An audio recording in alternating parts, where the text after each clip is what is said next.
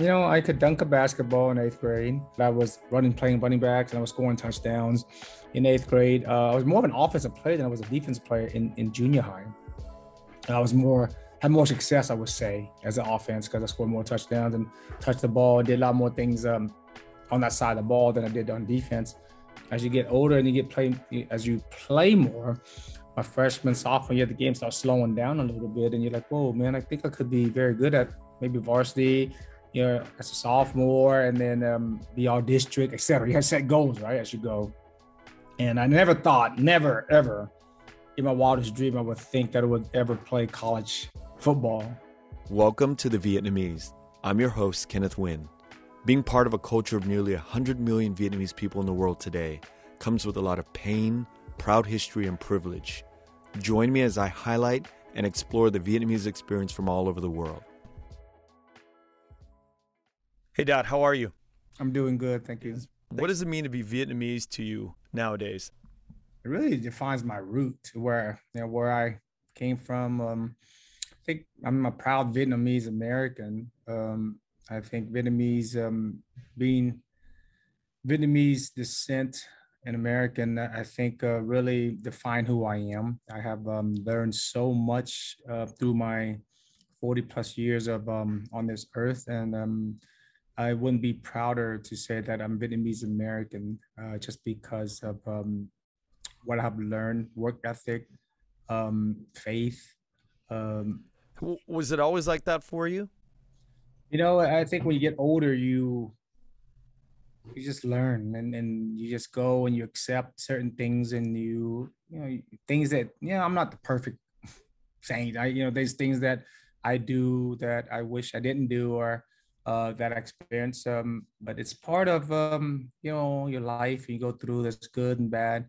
But I'm just, for my parents to do what they did to, if you didn't know the story, they left in 1975. Mom was 5 months pregnant with myself, and I have five other siblings. Oldest was 12, all the way down to my mom being pregnant, and my brother was being 1 year old, leaving Vietnam to come to America for an opportunity. So, I don't know. I would have that courage at 30 years old for what my dad did. If I think back to I have my family and we had to do the same thing, I guess I would have to do that. But you're talking about how much courage it took for him and my mom to make that decision. Where did they land when they got here? So we got here. We got into Camp Pennington, and then we flew into Fort Chaffee, Arkansas. That's where I was born, at a refugee camp there in Arkansas. Yeah, and then you guys made your way down to Texas. Yeah, so obviously in Vietnam we were in the shrimping business, the fishing industry. Uh, when we dispersed from Fort Chaffee, Arkansas, we had some family went to all parts of the country. Some went to New Orleans, other went to California, some went to East Coast. Some of our family were down in Rockport, which we finally settled in Rockport. It's a small fishing industry or town, and some of our relatives were down there. So my dad's, my mom's family were down there. So we went down there, and we settled down there. Ironically, um, we live in that small town of Vietnam called Binh Da, right? And translation of Binh Da is Port of Rock. And we settled in a small town of Rockport Wow. for the last 40 plus years. So it's kind of ironic how God sent us to certain places. And it was pretty ironic. And when the family arrived at Rockport, they started getting back into the shrimping business right away. Well, that's all we knew, and as we had to build, really work together. We didn't have much. We lived in government housing. Mom was working at restaurants. Her aunt, all the ladies were working at the restaurants, and all the guys were fishermen. So that's all they know or knew what to do or how to do. So they got together, and all the money that they saved, they bought the boat together. And what they did was that they distributed the profits to each family. So I think it was like 4 or 5 family per boat. And it's not a big boat, but they went out and they worked 7 days a week, and try to put food on the table and put clothes on our back. And then eventually, as years goes on, they were able to save some more and moved out of where we were, and gave the kids a little bit of more opportunities. Right. What was it like for you growing up? Do you remember, your first memories of coming up in Rockport? I remember what my mom said was, I remember in elementary, I guess I was really kindergarten. And what my mom said before I went to school, she said, whatever you do, just make sure you stay close to your brothers and your sisters and your relatives. Because we didn't know there was a lot of tension going on during that time. And as a kid, you didn't know much. You know what I mean? I didn't know. I was like, man, I just want to go play recess and run around and jump on a monkey bar or get on the swing, whatever it is. And I think that's what I remember. And for me to experience at a young age, I think it's hard to get trust, to earn trust. And I think, we weren't really felt accepted during that time. And that was in the 75, 77, so 79 when I went to school. So really during that time was hard. It was very, very hard for our family. And I bet you without faith, there was every night there was question mark and doubts of did we make the right decision to Yeah. come over to America. And in high school, were you a big kid already? I was I got big one summer. I guess what's up, like seventh grade, eighth grade. The eighth grade. I was bigger than a lot of my friends. I was 5'9" and a half, probably 180 pounds. Oh, wow. My mom, as we did the shrimping business, obviously my mom got into the restaurant business when she was working multiple jobs at restaurants, and she decided, shoot, I'm just gonna have my own restaurant. So they saved up a lot of money and built the restaurant. I guess when I was in sixth grade, fifth or sixth grade, maybe fifth grade, sixth grade, for a few years, and we opened up a restaurant. It was a Chinese buffet, and it was a lot of traffic. But as you know, buffet. There's not much margin of profits. Right. So, my mom always said when I got seventh and eighth grade, and I was bigger than all my Asian friends. My mom was saying, "Man, you ate me out of business." So we got out of the restaurant business for a little bit, especially the buffet. She knew the buffet wasn't a good idea. Yeah, we had traffic, but the profit margin was so small. So Yeah. so we decided to leave that for a little bit. But I was such a bigger than my friends, and I thought I was gonna be the next Shaquille O'Neal, man. And hanging out with my boys because I was so much bigger than all my Asian friends, and I was playing basketball, and I liked basketball, and I was decent at it. But I thought I was gonna tower over those guys and just keep growing. But unfortunately, I stopped about 5'11" and some change. So I grew about another inch or so after that. Yeah, but you said 180 at in seventh, eighth Yeah, grade. eighth grade, yeah, eighth grade. I was a big boy, yeah. Yeah, I that's was a big.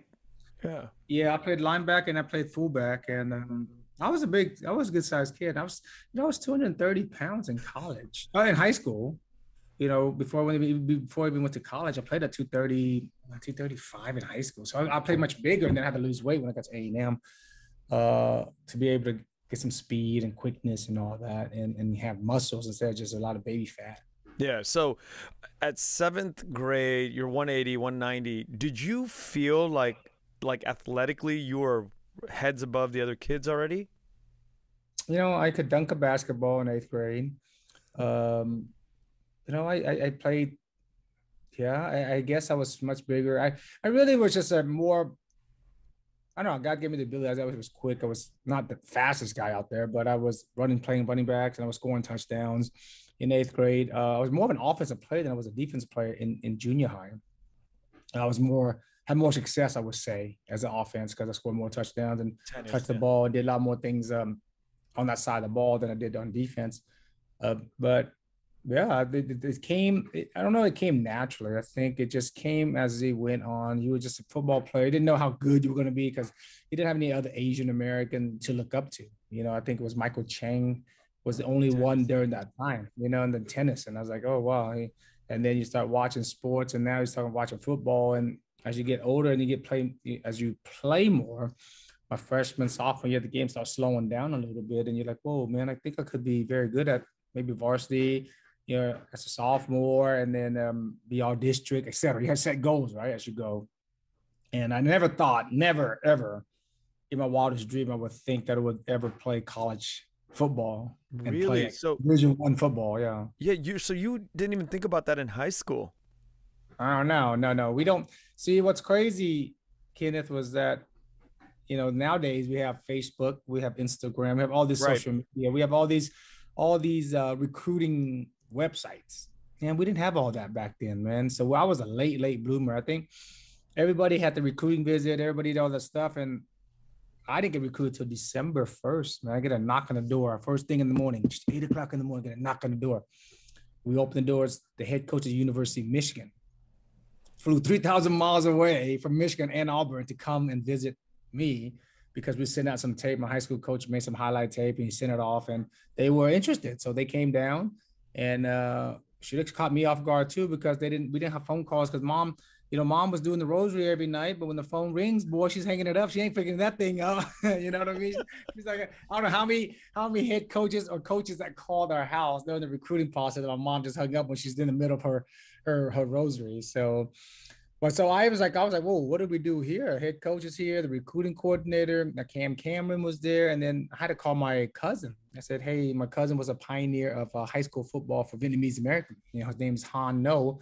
He played a 3 technique. He was a little bit bigger, but he's really opened up the door for all of us that were playing during that time. And so I called him over. I go, hey, you busy? He said, no. I said, hey, I need you to come over. Gary Moeller. He goes, who? I said, Gary Moeller from University of Michigan. He said, no way. So he runs over because, in a small town of Rockport, man, everybody lives about 5 minutes away from each other.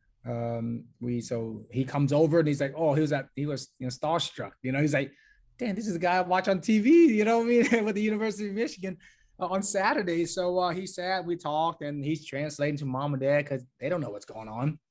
And they're saying, no, we want him to come up to visit to Michigan. We'll give him a scholarship, pay for his school. My mom's like, man, what the heck? No way. I put your sisters through school and to college. I know how expensive that is. And there's nobody's going to pay for your education. And you to play football. And on top of that, I was playing football. Like, what the hell is football? You know what I mean? They went to 2 games my whole high school career. My junior year, my senior year, both were parents' night. They don't understand the game. And that was kind of funny. But about 5 days, or I guess 10 days later, or 9 days later, was the December 10th. I flew out to Michigan for my first recruiting trip. First time I flew on a plane. First time I saw snow. First time I ate lobster. And I was like, oh, shoot, this is unreal. Treating you like royalty. I was there with Charles Woodson, the late Darrell Russell, Sean Springs. Man, like all this recruiting class, the same class that we were in, all these guys were who's who around the country. I didn't know because I didn't know. I was from a small town, didn't have much history of the game of football. Didn't know what recruiting was like too. So I go to the game, watch the Fab Five. Chris Webber just left, really Fab Five minus Chris Webber, played Duke. Front row seats, man, watching the game. I was like, wow, I'm going to go blue. I'm amazing. I'm coming back in the fall. I'm going to play for Michigan. So I'll fly back home. I'm cloud 9.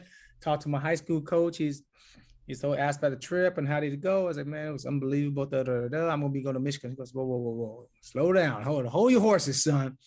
He goes, you got 4 more official visits that's paid for. Pick 4 more school and go. I know it's going to be hard because we play Friday night football. They're going to fly you out after the game. So I decided to go down to UCLA. I flew out to UCLA. Terry Donahue, the late Terry Donahue, was the head coach during that time.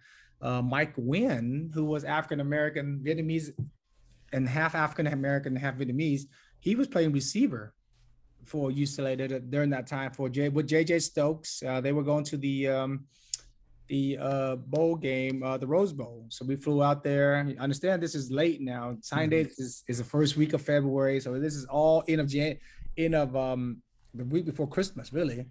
That I'm flying out to UCLA, and Mike was my host. We had a good time, and Mike was funny because Mike's like, hey, Jackie Robinson started this African American deal. You and I come here, we'll start the Asian American.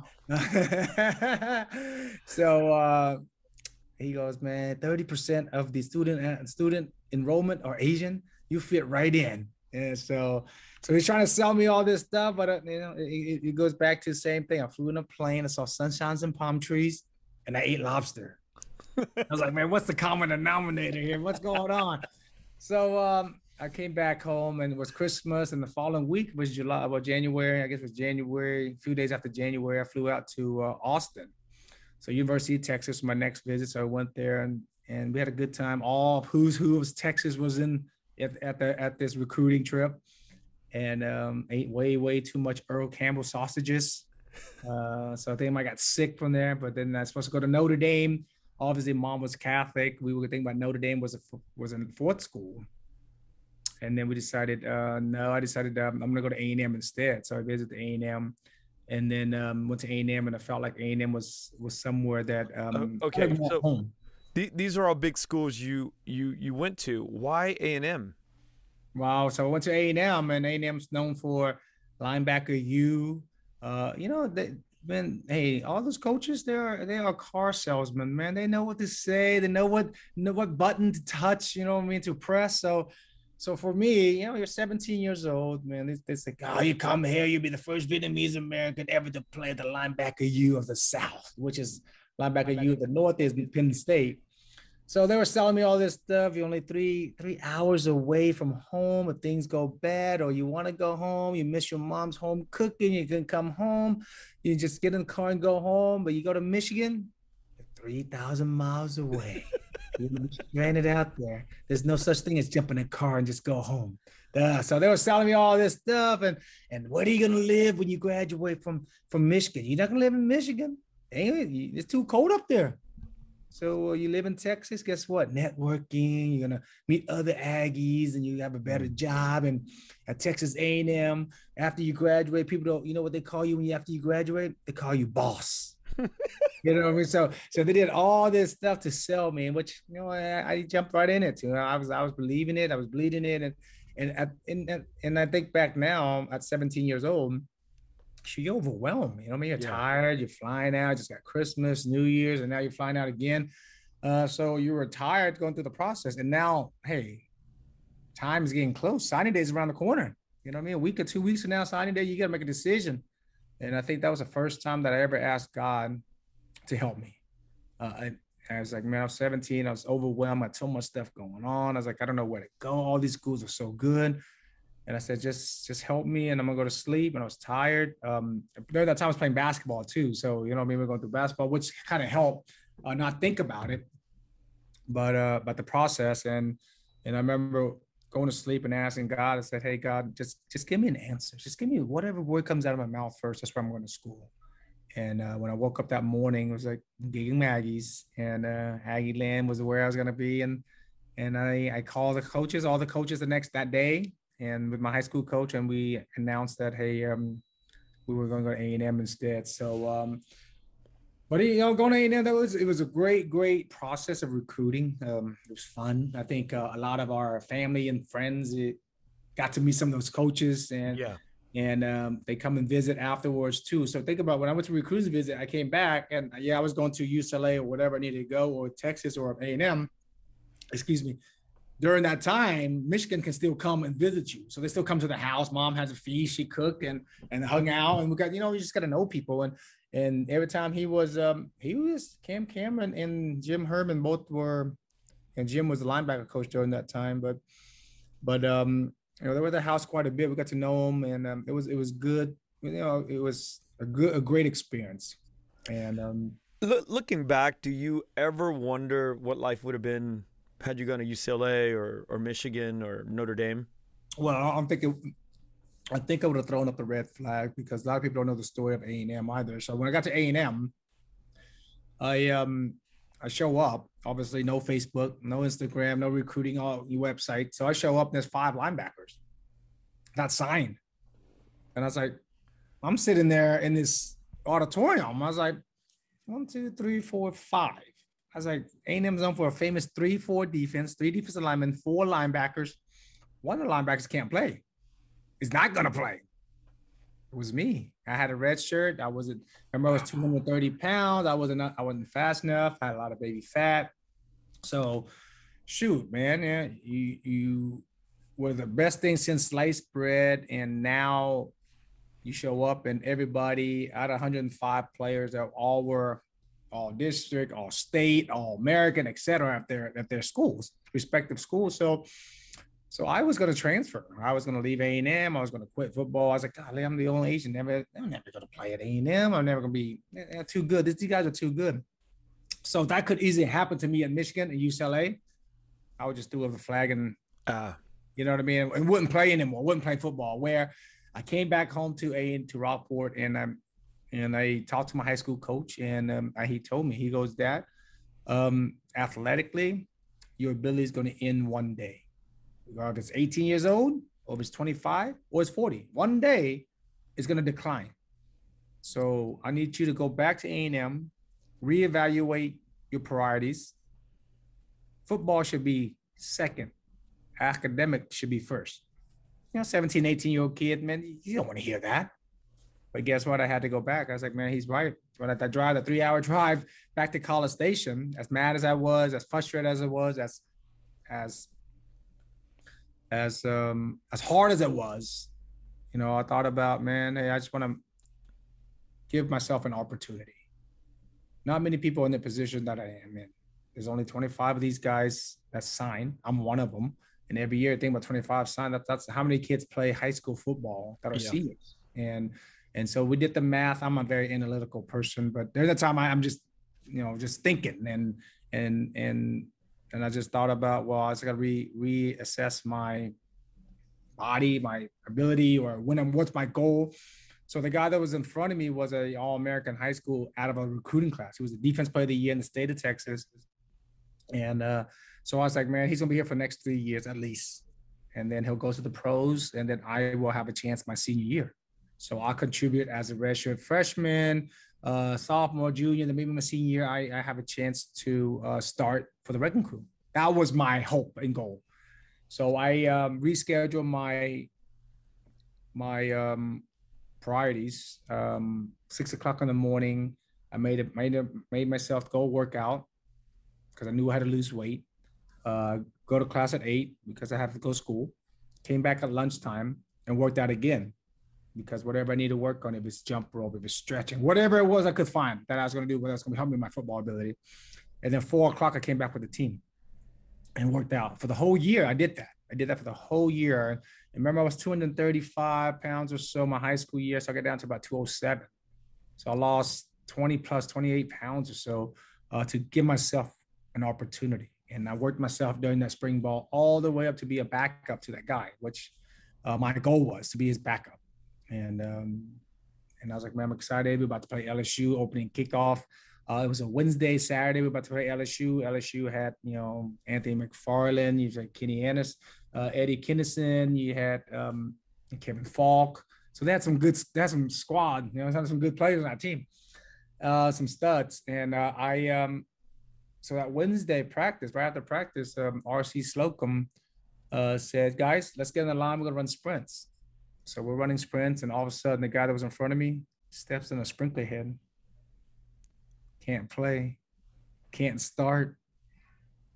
That was my opportunity. Wow. And that's how I started my career. And I knew after that game against LSU, I was able to play at that position and at that level. And I knew how hard I work for that opportunity, and I was going to relinquish it. I was going to let him beat me. So we split time the whole year, and then I started the whole season, and then we moved him next to me the following season. So yeah, that's how my career started. That's how my football career started. If I went to UCLA or went to Michigan, done. I don't think I had that willpower like I did in the state of Texas or at A&M. It was easier for me to drive home and talk to my coach instead of being on the phone talking to a coach. It's incredible how life happens. Mm-hmm. Right? It's yeah. When I hear your story, I mean, there was a whole generation of us that looked up to you and said, "Oh, he just like got to where he got and just, Oh yeah, you glide through." No, Who knew? Who knew that was your I mean, I was going to transfer. I was going to quit. I was Man, they used to call them, so Highway 6 runs right through College Station, A&M University to Houston and to Waco, which is University of Baylor or Baylor University. And the coaches always said, if they ask you a question, if you ask them the questions about what was Dat Nguyen like his freshman year, he had the Highway 6 look. He's gone. He's out of here. And there was a lot of us that didn't make it. And I think that reality really hit when RC also said on that meeting at the auditorium that first day was that look to your right and look to your left. One of those guys not going to be here in 3 years. And it was true because we had 25 guys, and I think there was 8 or 9 of us that was left in that class that senior year. As you know, American history in football, kids all over the country, in the Midwest, dream from day one, high school, elementary school, of becoming somebody in the NFL or NBA or, all these major league sort of at that level. You never dreamt of it. You never even thought about it. That was not an ambition that you had. No, it's kind of funny because I didn't have any role models, man. The most role models that I had was just,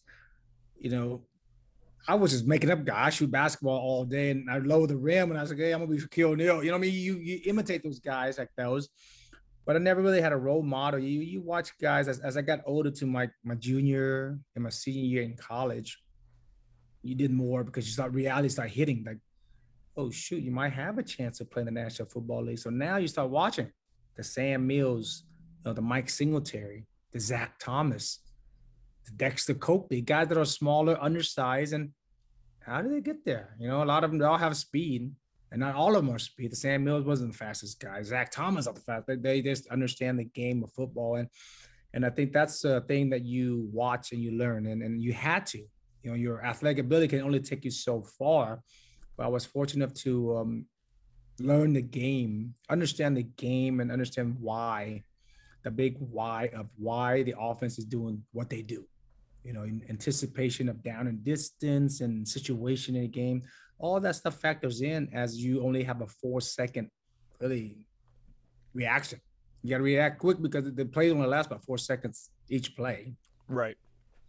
So, but I think that's, I didn't really dreamed about going to National Football League or think about if we made it until my senior year. Okay, walk me through that. What happens? I mean, through those 4 years, do you at any time do you go, okay, well, let me aim for the NFL and let me see if I can get there?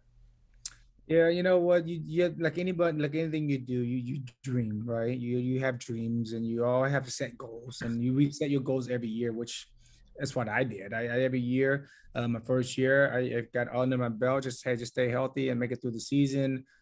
Just don't give it a big play, right? Just don't give it a big play. Whatever you do, don't be the one to give it a big play, because if you get a big play, where I was at, I was lose that position. The guy would take over, and they would say, hey, he's not gonna be able to play. The next year, I was gonna just make one big play a game, 10 tackles and one big play. That was my goal. Just to make one big play, a tackle for loss, interception, whatever. So you set goals. In the second year, you do the same. You keep doing it consistently, then you add up. You're like, man, so consistently the game slows down, and understanding the game formation. We had different coordinators or different coaches that comes in.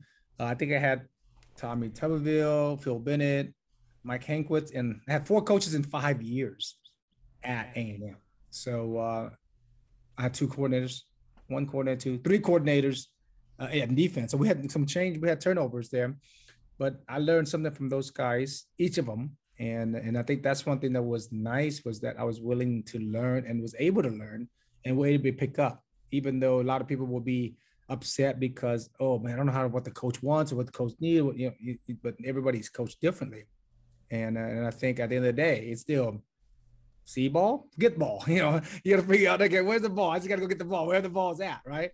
And how do I get there? And if I have some big defensive linemen in front of me, and if I need to get more angles, I guess what I got to be a little bit deeper and stuff like that. Things and I think watching other players and see other players and I didn't realize this too. When I got to the National Football League, man, I didn't realize how important using your hands were. meaning every position except the quarterback position. Quarterback, either throw the ball, but running back, you know what I mean? Your hands gripping the ball, tucking it in high and tight, stiff arm. Receivers, hey, how to get them to get a release off of DB with the hands on the receiver to slow them down if it's a press coverage. Right. Offensive lineman, defensive lineman obviously has to use their hands. So you don't realize how important using your hands are. When you start, if you understand that, then you have a chance. Like at the young age, if you can learn to use your hand, disengage, engage, and disengage as a defensive player, that's 90% of the battle. You know what I mean? Get on and off, knowing your position, get to position. If the ball's committed, guess what? You find the ball. If it's on your gap, go get it. If not, find a way to get there. It's kind of interesting how football is really taught. And so for me, I think a lot of my success is really good coaching that I had. And fortunately, I had to go through different coaches, but it allowed me to learn so much from those guys. Yeah. It really sounds like, not only do you have to have this physical side and motor skills to play, but you really have to have this intellectual side. And I want to ask you, do you see a lot of players that came equipped with the talent but didn't have the mind? Oh yeah, that's really, there's a sign that says life is 10% of what happens, and 85 or 90% is how you react to it, right? That's like football. It's like everything's a reaction. But if you don't anticipate, or if you don't understand why they're doing it, you know what I mean? As talented as you can be, or a God-given ability, if you can't function, meaning that there's a lot of things to it too. Everybody's wired different. To make it to that level, you have to be wired a little bit differently than everybody else, some way, somehow, right? What does that mean? Yeah, wired differently. Wired differently mean, hey, there's no pain. You have no pain tolerant. I play with a broken wrist. You know what I mean? There's things that happen. Like I play with a game. Look, my fingers are broke, right? So this finger was like this. I think after a tackle, it was this way. So I pull it back.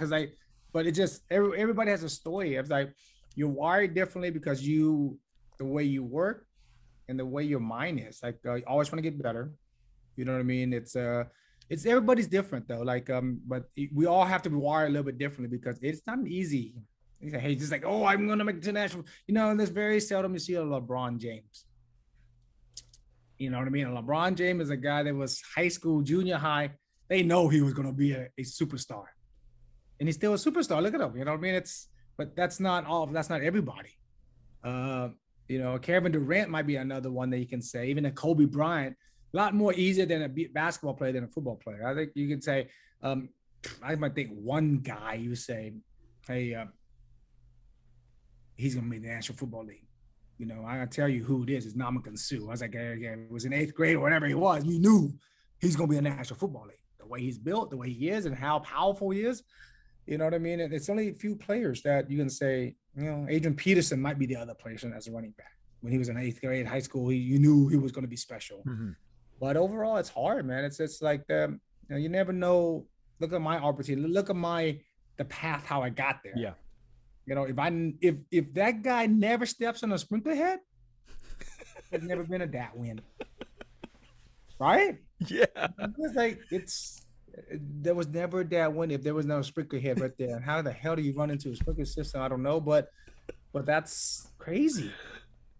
It is. And maybe along the way to the NFL, there was the sprinkler head story for you, or how did you get to the NFL? Was there an accident, or maybe what happened?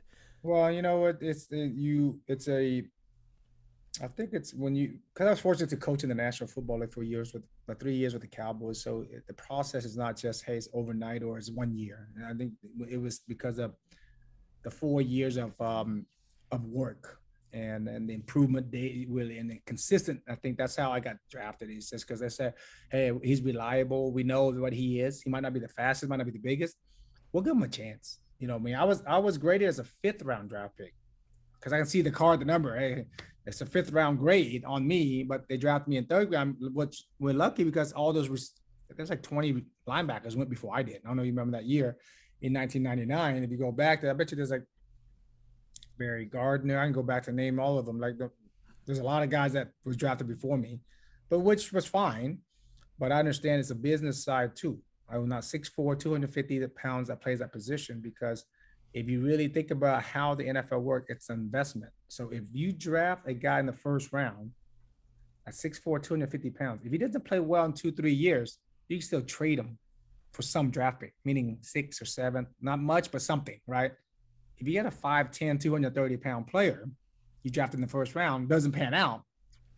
It was supposed to pan out. Why would they lose out? You see? Yeah. So that's why that's why they do what they do, and that's why they rank him, because they think even though he might not be the most athletic or most whatever, but when they draft those guys in the first round, they think, hey, that's a no-brainer.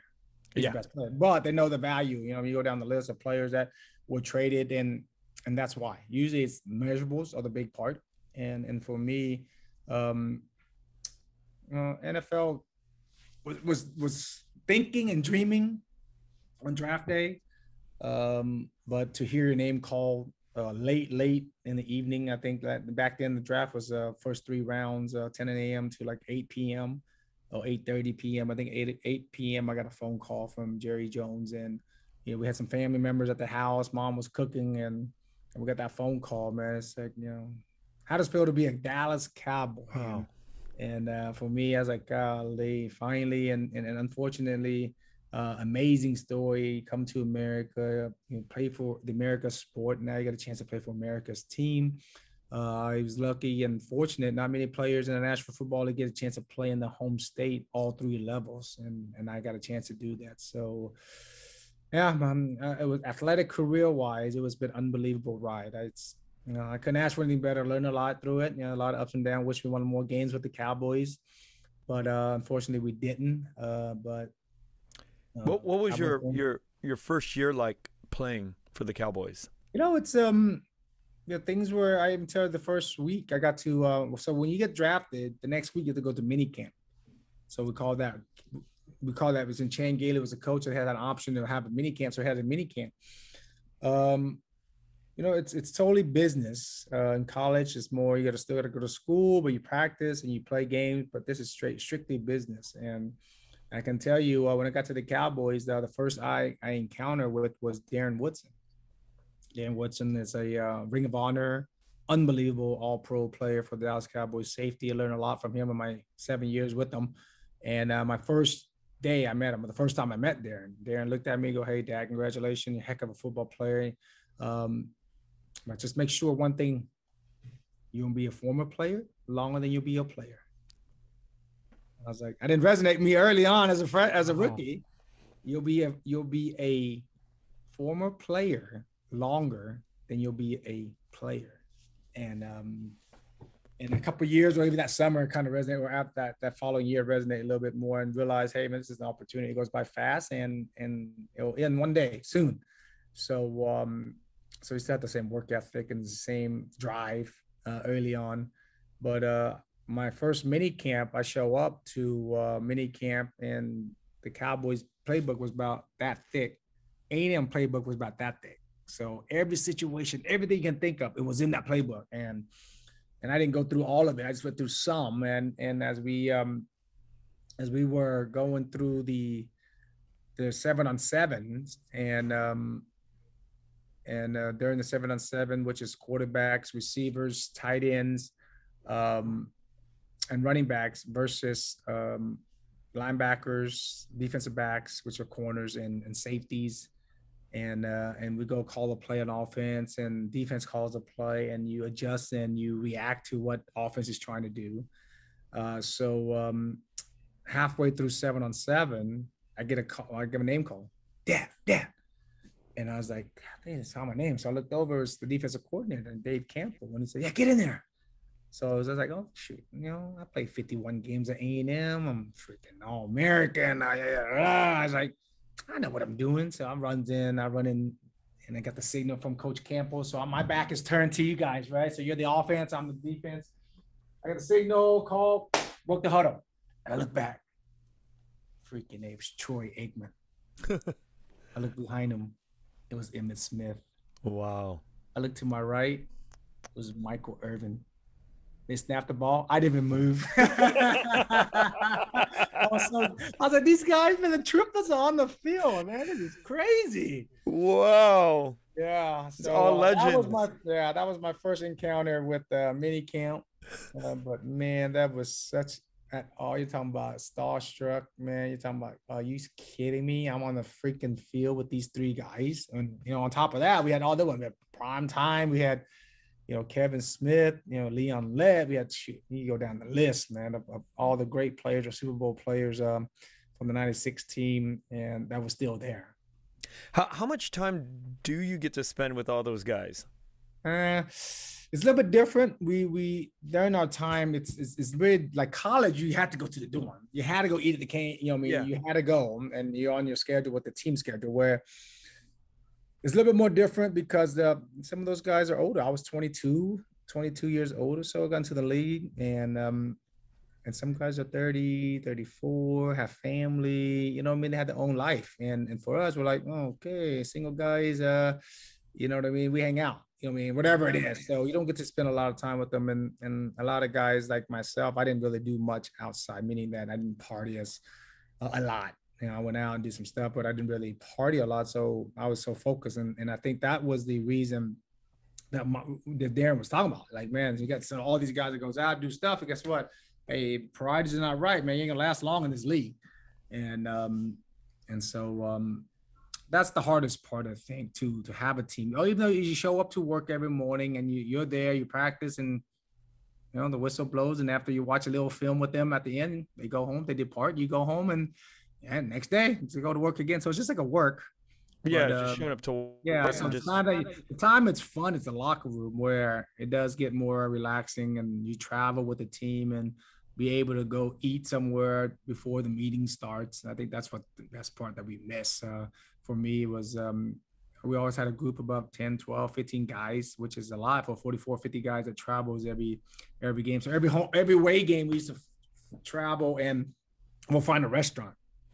And for example, if we go to Philadelphia, it's going to be Geno's, it's going to be Pat. You know what I mean? It's going to be Philly cheesesteaks. You know what I mean? It's like, hey, so we'll take a group of guys and we'll drive down the street in the car. It's cab back then, and we'll figure out who wants to eat what, and we'll hang out. And that's the time we hang out before a meeting starts and get focused again. When we go back to the meetings and we start watching film, that's when you got to turn that switch. Now the mindset kind of, hey, this is a business trip.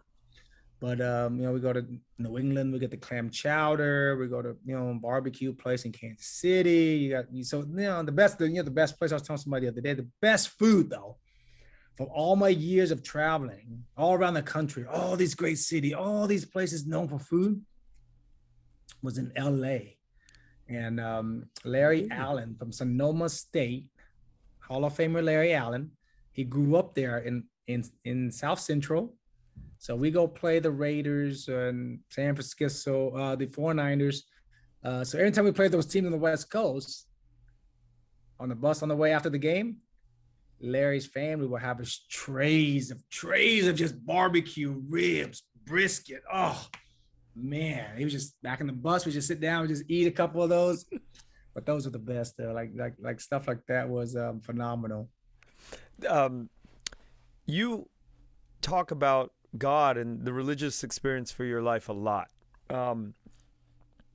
When did that become strong in your life? Yeah, what's crazy? Growing up Catholic, it becomes a scheduled, right? You wake up, you do the rosary, mom. If you're up early enough, you jump in and do some rosary with her. You go mass daily if you can. Weekend for sure on Sundays. If you go Saturday night, you might be able to get a pass on Sunday if you got something going on. And but really, my faith really hit me with all I went through in 1999. I went to A&M. I was just got done and got drafted by the Cowboys. My high school workshop teacher, Bill Bailey, moved to Dallas a year before, which is I was a senior at A&M, and became a school teacher in Dallas. And he was a chaplain, and he's going to ministry school up in Dallas. I think Dallas, theology school, Dallas. So right before we went to training camp, I go, hey, Mr. Bailey, I just got this apartment. I need to borrow your truck. I didn't have a truck. I need to borrow your truck to pull this U-Haul to go get my TV, couch, and bed. It's only three things I had in college. And he goes, I'll go with you. So we went to go rent a U-Haul. And for 3 hours down from Dallas to College Station, we talked about Jesus. And 3 hours back, we talked about Jesus. And that's when I accepted Jesus Christ as my Lord and Savior. And I knew I was missing something. You know what I mean? I was like, why did God chose me? You know, I mean, you think about hundreds of thousands of Vietnamese boys, maybe millions of Vietnamese boys that came over from Vietnam during the war. Why did God chose me? Why did he give me the opportunity to play for A&M, to play for the Dallas Cowboys? And I think that's, it hit me then. And I didn't know. I just knew I accepted Jesus Christ and I'm going to live my life through Jesus. But I didn't know the purpose of it. And as you grow older, the last 20, I guess it's 22 years now that I accepted Jesus as my Lord and Savior. And every year, July 2nd of 1999, since then, July 2nd, I call and I text Mr. Bailey or Coach Bailey every time and I tell him, thank you. You know what I mean? And for me, it's just a purpose now is that how do I can help others to find Jesus? And I know it's hard and it's tough and it's a challenge. And am I an influencer today? Am I an influence today to Jesus, to these kids that I interact with? You know, 75% of my employees are high school students. And what are they, which path are they taking? And I know my leadership crew, they all believe in Jesus. And we try to trickle that down to get them. And we do quite a bit with Fellowship of Christian Athletes, and we do stuff. And for me, that's how I accepted Jesus. And now I practice and I realize that I'm not perfect. There's only one perfect person. It was him. And for me, it's, you know, my kids and my family and also my employees is how do I give them to know Jesus and to accept Jesus and know that, hey, it's not always going to be easy. Can I ask you, okay, so 1999 with Mr. Bailey, talking about Jesus Christ, but you're Catholic, right? And so to accept Jesus in the way that you're talking about is a departure from how we grew up as Catholics, right? Exactly. And you know what? My mom finally accepted it. I went down 99. So I still was a Catholic. I married my wife in the Catholic church. I still went through it as a Catholic. But I think as I went on, I would tell you when 2021, so 2012, 15, 2015, 16, my daughter was, probably she was what? She was, I can't do math, 13, she was 13 or 14, 13, 14 years old, 13. And what's crazy, we went to a Catholic church, and I'm not saying anything about the Catholic. I love the Catholic Church. I love the tradition. I love the culture. I love what it represent. And I felt like my kids wasn't getting the whole. We were losing them in the church because you do the rosary, you sit down and there's a sermon, and they do the first reading of the Old Testament, and do the second reading of the New Testament, and then they talk about the sermon. And during that time, the priest doesn't really elaborate on the why. You know what I mean? Why they correlate the New and the Old Testament together. So I felt like they're like there's in the ceiling, distracted. And I saw my nieces and nephews were the same. And I was like, God, there's something. So my wife and I talked about it. It's like, hey, let's try some different church. So we went to a Southern Baptist church, and, you know, with music, so we listened to Christian music all the time. And well, it kind of hit home. And I bet you in the last 6 years or so, 5 years, that we really became more of a Bible-centered life that has changed our life. You know what I mean? We talk about Bible. My kids I got 2 boys that are 6 years old, and they can reverse some, you know what I mean, some Bible verses, and which I wish, you know, we did this with my kids younger and when they were younger, but it is what it is. And they know how important Jesus is. And they finish my sentence about anything I talk about Jesus. And I think that's not saying anything away from the Catholic. I love the Catholic faith and what they believe in. And a lot of my family, my mom still practices Catholic.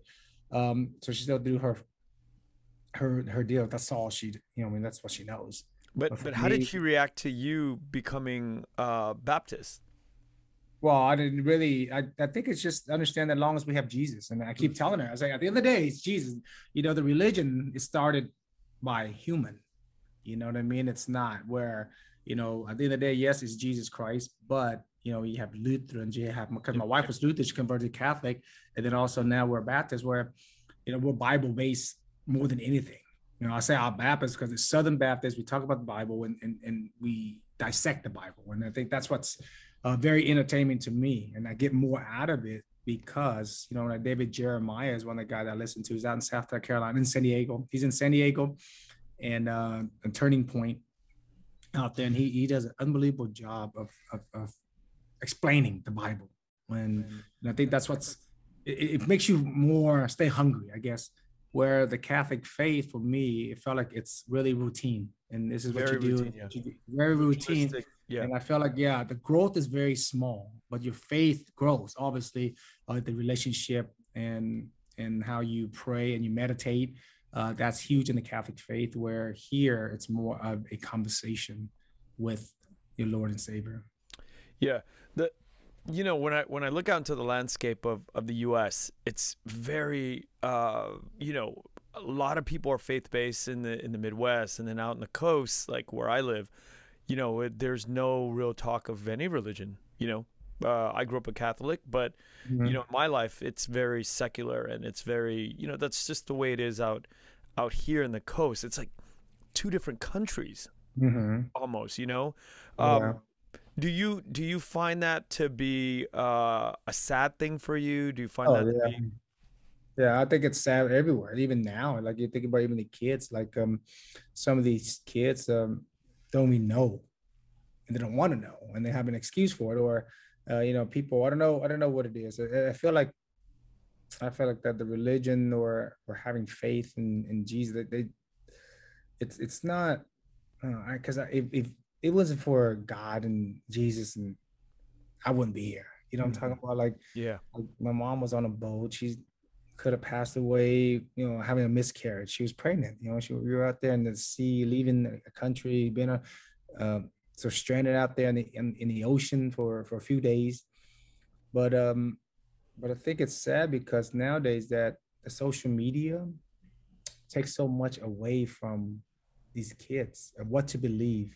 And what is it? Is it, oh, is it me getting all the likes? What I post makes me more acceptance. And I think that we get a false kind of uh security and athletes, even athletes, like for myself, like, you know, I was going through a deal, and there was a guy named Joe Edelman from DC. He spoke at one of our chapel during our time with the Cowboys, and he said that, you know, why does a athlete is put on a pedestal? Why is that? Oh no, you know, the masculinity of a guy is because, oh, he can play athlete, he's, you know, whatever it is, it's that you can't, it's just it would be there, but guess what, like what we talked about before, it's like eventually it'll fade away and he will not, you know what I mean? It's almost like expectations, you know, certain expectations that you have. Guess what? Most likely you'll be disappointed with your expectations. You know what I mean? And if you don't have Jesus, you don't have Christ in your life, now you understand that, hey, that's part of it, and they have a plan. You know, everything there's always a plan for things that happen. You know, when if it's selfishly, unselfishly, whatever it is, it's always going to be difficult to, if you don't have something else. If you think it's Right. all about you and, hey, I did it myself, and I'm better than you, and you know what I mean? Comparison is a thief of joy, Yeah. and that's the hardest part.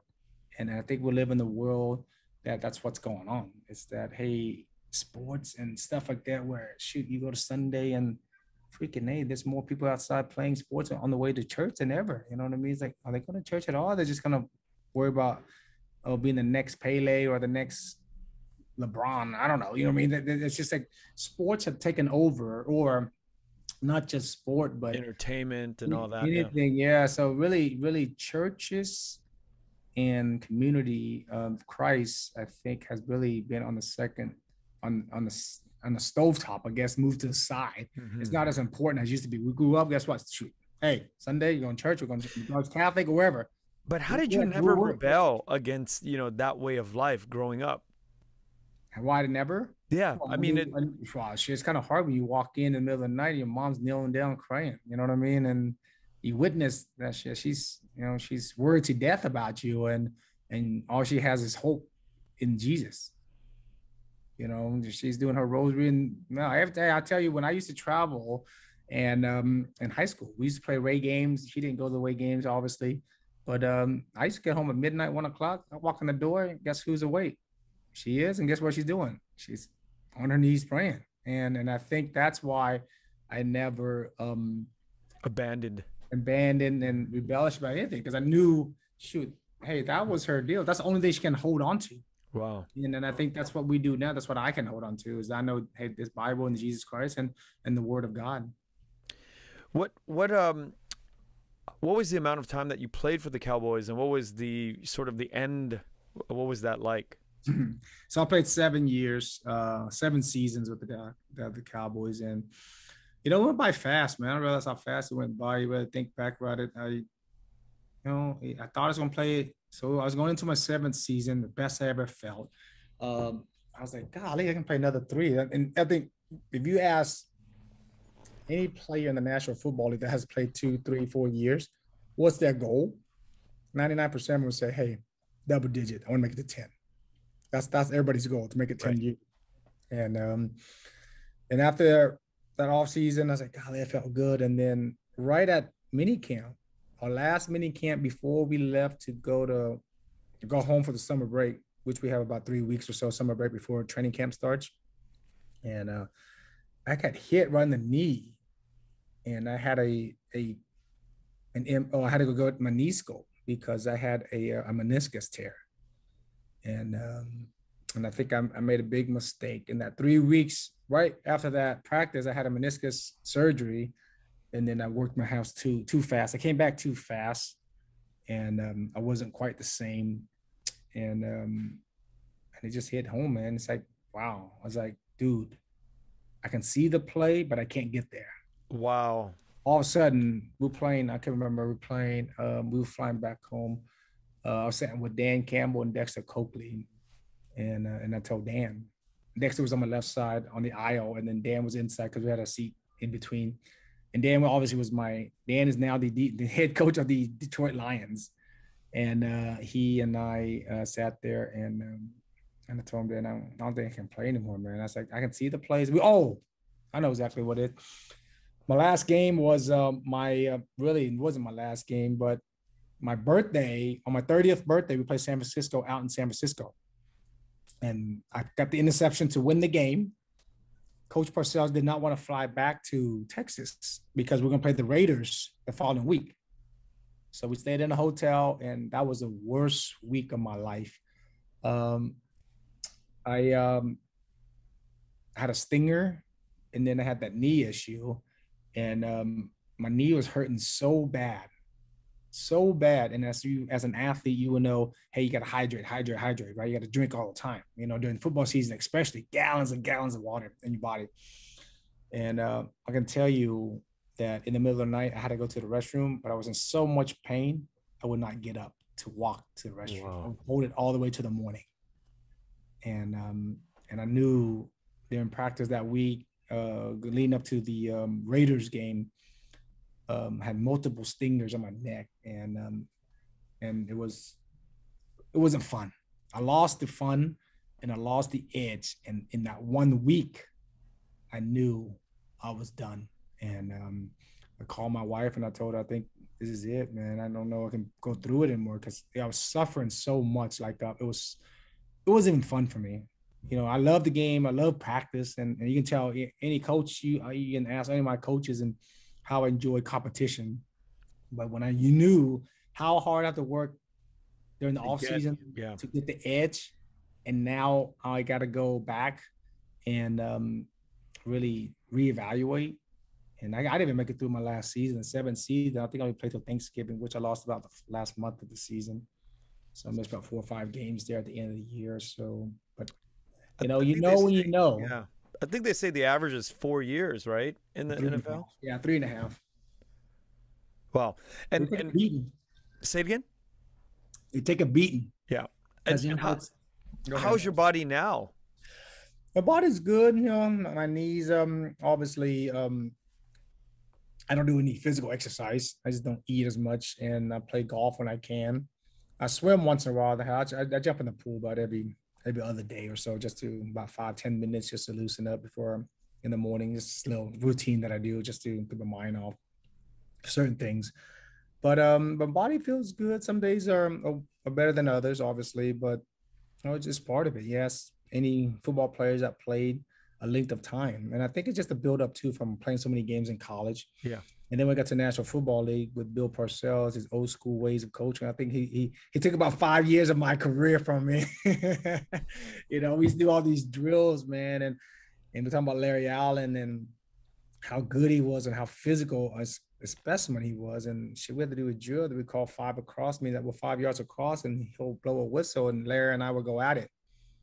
And it's like, dude, this is freaking, I'm hitting the brick wall. That's what I'm doing. And to see it, but it's just building toughness to see how tough you are, and if he can trust you in the trenches, and see if he is able to compete. And you know what's crazy? That was my 3rd year with Bill. Yeah, my fourth year with Bill, and we still have to do those drills. And I was like, yeah, when you play that long with somebody, and obviously you're an undersized player, you would think he'll give you a pass, but there's no such thing as Bill Parcells' pass. Now, there's nobody right now, Vietnamese kids that's on their path, right, to the NFL or anything? Yeah, not that I know of. There was a kid out of Denton, Texas that played high school football, but I don't know he ended up playing in college at all. But when all this stuff was going on when I was in college, and when I was having some success in college late in my career, I thought it would open some gates and some barriers for some of these kids to go, hey man, go out there and play. And my nephews and them try to play.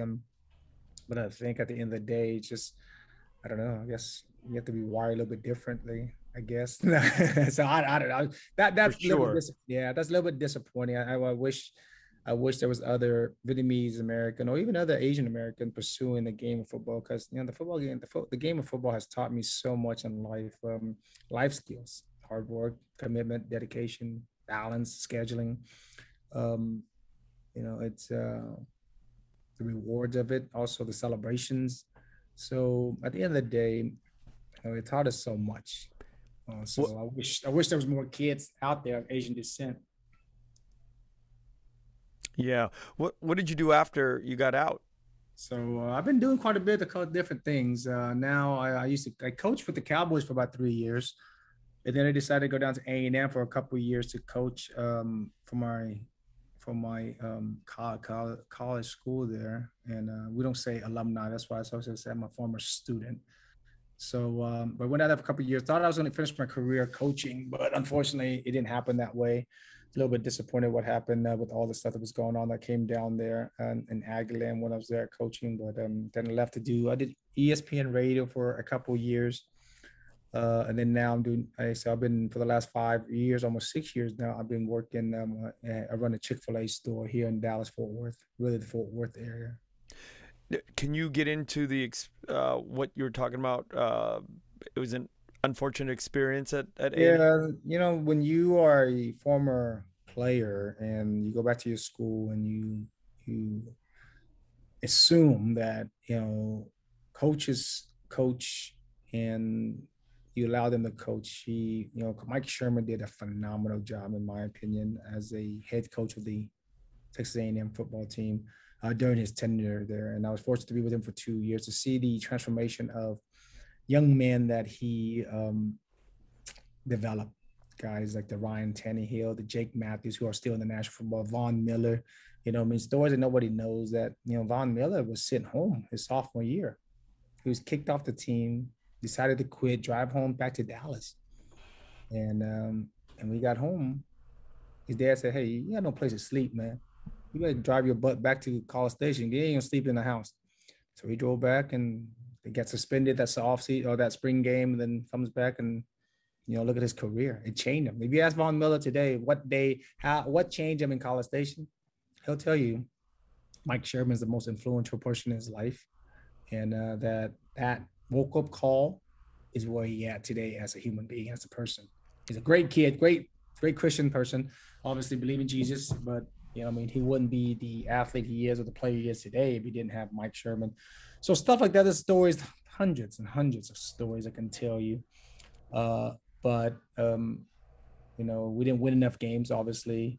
That year, I think we lost 5 games by a total of 12, 13 points or something like that. And we didn't know Johnny Manziel. We had Johnny Manziel on the team, but we didn't know how great he was going to be as a player. But that's the year before Johnny kind of got exploded on the scene of college football. But so just because there was a little bit more decision making outside of the coaching staff, that I was really disappointed, knowing that, hey, no one's safe, even for a player that came out of the university, a player that was part of the university and want to be part of the university and trying to impact young men to become boys to become men. Unfortunately, it didn't happen that way. So it was kind of sad for me, because I thought I moved my family down there and I left Cowboys to go down there. And I thought that was going to be a place where, for the next 20, 30 years, I was going to spend my time, because how much I love A&M football and A&M. And unfortunately, it didn't go the way that we like. But you know what? Everything happens for a reason. I have no grudge against A&M or anything like that. It's just that through the experience of the last few years with ESPN, with here, Chick-fil-A, I couldn't ask for anything better. And I wouldn't ask for it. I learned so much through those times at A&M. And so,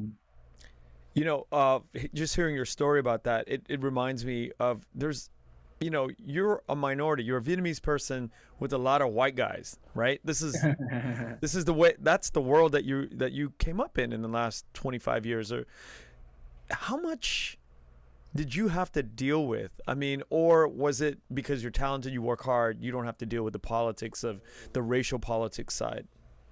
Yeah, I think you have to face it regardless. I don't think some are worse than others. But I don't know. I think always been taught earlier, like I told you earlier, sometimes, going through what we went through in 75, coming to America, living in Rockport and the tension that was going on. I think you put your nose down and you just grind, you know what I mean? You just block everything out, you block all the noise. And we can, it's cliche what we say is just, hey, control what you can control. But really, that's really how I live. I was like, man, I don't worry about the noise outside. I don't worry about, I got my family, I got things that I do, I got some friends, and I got a business that I run. I'm going to be a good steward of what's entrusted me here with Chick-fil-A. And I think that's what, you have kids and you have things that goes on. It's hard to worry about other stuff that you can't control. And I think that's the biggest thing about people that's going on now. I was like, man, you worry too much about other stuff. Like, no, why? Everybody has problems. Everybody has issues. If you worry too much about that, you're not even knowing what's going on with your own life and when your surroundings. And one of my saying that I have at the store is be where your feet is at.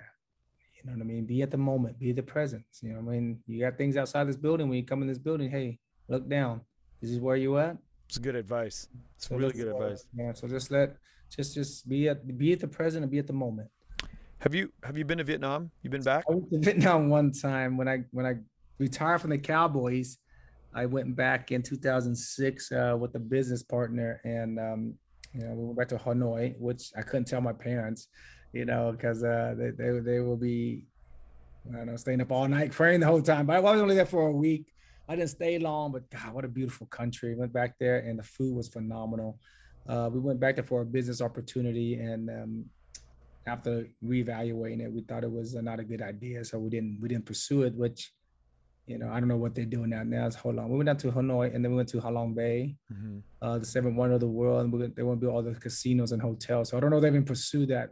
I don't know if they did that or not, but that was a presentation that the Prime Minister had at the event that we went to.